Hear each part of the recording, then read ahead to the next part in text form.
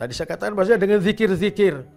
Jadi kalau dengan zikir-zikir ini dalam Al-Quran sudah jelas tadi. Bahasanya ala bidzikrillah tatmain qulub, jiwanya tenang. Kalau seandainya jiwa orang yang punya rumah tenang, maka rumah itu akan bersinar juga, akan terlihat. Jadi kalau seandainya rumah itu digunakan, jangan jadi kalau pas waktu maghrib, maka orang tua jangan mendiamkan kalau seandainya anak-anak kita atau cucu-cucu kita, katakanlah siapapun juga pas menjelang maghrib, maka jangan sampai ada kegiatan apapun juga, aktiviti apapun juga, kecuali hal yang positif. Mungkin membaca Al-Quran, atau membaca buku, atau menyelesaikan pelajaran, atau juga mungkin juga ada kita kedatangan tamu dan sebagainya. Tapi menghindari sedapat mungkin hal-hal yang negatif. Hal-hal yang memang melalaikan kita kepada Allah Subhanahu wa Ta'ala. Oleh karena mengapa saya tegaskan untuk banyak berzikir? Berzikir, wa'alaika bizikir. Karena rumah yang memang itu dihuni oleh orang yang banyak berzikir, itu malaikat itu turun. Dengan sikap istiqomahnya tatanazzalu alaihil malaika. Ada sayyahin, diutus, diperintahkan. Sekelompok komunitas malaikat yang memang sengaja mencari rumah-rumah yang ada jamaah daripada orang tuanya. Ada bapaknya, ada ibunya, ada anaknya, ada menantunya, ada cucunya. Sama-sama dia yazkurunallah, dia berzikir kepada Allah Subhanahu wa Ta'ala. Pasti itu corona akan lari terbirit-birit itu. Kalau kita baca bismillahirrahmanirrahim la yadurru ma'asmihi syai'un fil ardi wala fis sama'i wa wasamul alim, itu kata Rasulullah. Rasulullah mengatakan seperti itu, tidak ada yang bisa mendatangkan kemudaratan. Dengan nama Allah bismillahirrahmanirrahim, bismillahi, dengan nama Allah tidak ada yang bisa mendatangkan kemudaratan. Baik di langit maupun di bumi.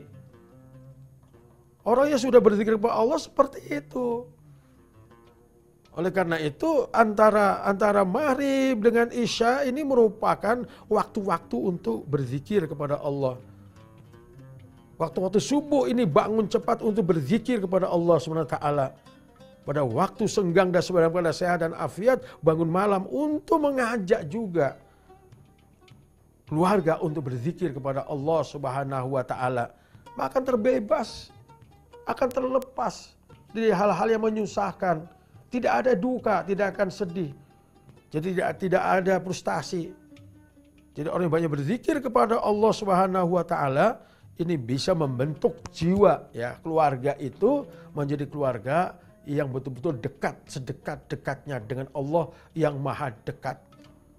Maka tidak mungkin kalau kita senantiasa mendekat kepada Allah dengan berzikir kepadanya dengan istiqomah, kan sudah dijelaskan Al-Quran tatanazzalu alaihimul malaika. Turun para malaikat, orang-orang yang berkata Rabbunallah tsumastaqamu. Orang-orang yang berkata Tuhan kami adalah Allah, kemudian mantap tidak berubah. Walaupun dalam kondisi dan dalam kondisi apapun juga. Maka pasti Allah akan menurunkan tatanazzalu alaihimul malaika. Dalam apapun juga. Dalam apapun juga maka tatanazzalu alaihil malaika. Istiqomah dalam hidup untuk keluarga. Jadi kalau malaikat sudah turun, maka masalah apa yang tidak bisa diatasi oleh kita? Tidak ada masalah yang tidak bisa diselesaikan oleh kita.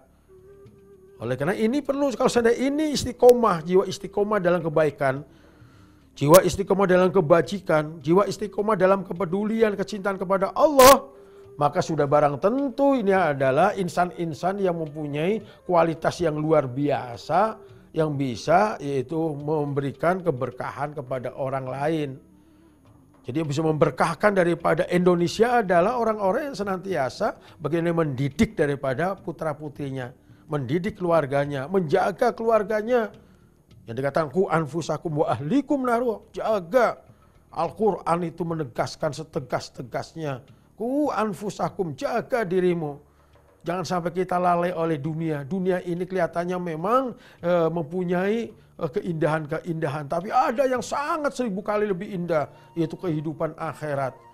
Jadi jangan kita merasa seolah kita akan selamanya di dunia.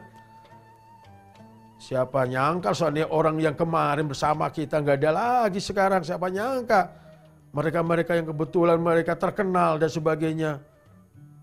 Mereka nggak ada lagi sekarang. Karena memang dunia ini tempat sementara untuk jembatan kita menuju kepada Sang Pencipta Allah Subhanahu wa Ta'ala. Nah ini yang kita yakini. dijaga daripada diri kita, dijaga daripada anak-anak kita, sehingga betul-betul bisa menaburkan yaitu sikap-sikap yang mulia, sikap-sikap yang istimewa yang tidak mendatangkan resah, gelisah, susah payahnya orang lain. Kalau kita membiarkan putra-putri kita, karena dalam Al-Quran diingatkan, yaitu wa ahlikum, keluarga kamu, maka jangan salahkan putra-putri kita kalau seandainya dia katakanlah kurang memperhatikan kita, melupakan kita, membangkang kita, durhaka kepada kita. Kata Rasulullah, la talumanna ila nafsak. Kalau seandainya kita nggak memberikan didikan, nggak memberikan arahan, nggak memberikan ajaran adab, sopan santun, akhlak, etika. Jangan salahkan kalau anak kita itu macam-macam itu. Jangan salahkan anak kita, katakanlah mengapa kamu nggak mengerjakan ini dan itu. Kenapa kamu bakhil, betul, kikir, betul dan sebagainya. Ya dulunya memang seperti itu, bapak ibu nggak memberikan kecontohan, nggak memberikan keteladanan dan sebagainya.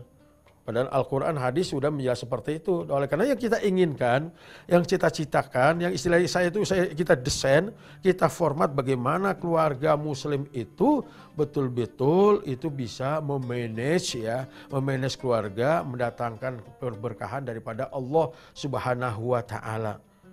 Saya melihat bagaimana seorang tua itu begitu suksesnya mendidik putra-putrinya. Karena apa?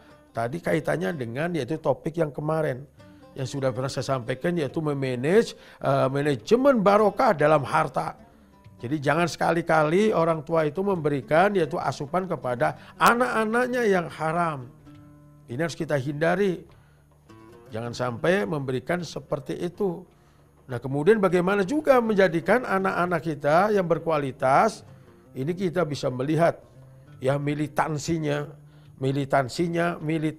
yang luar biasa, kearifannya luar biasa, keilmuannya luar biasa, kedermawanannya luar biasa, kemudian kesantunannya luar biasa, kecerdasan luar biasa. Ini desain. Ya, ini desain bagaimana memanage keluarga ini bisa sangat produktif ya, melahirkan keberkahan atau bisa mungkin berpikir kreatif keumatan, kreatif untuk kebangsaan. Ini yang harus didesain. Ini memang tugas berat. Ini tugas berat. Tugas kita semuanya, para ulama, para pemimpin bangsa. Bagaimana kita memang memproduk anak-anak bangsa kita itu kreatif kemanusiaan, kreatif kepedulian. Tidak katakanlah nafsi-nafsi, hidup masing-masing, hidup dewe-dewe kata orang Jawa. Tetapi kita membangun bagaimana sebuah peradaban di mana peradaban rumah tangga yang betul-betul berkualitas dan bisa menaburkan keberkahan kepada seluruh yaitu umat manusia.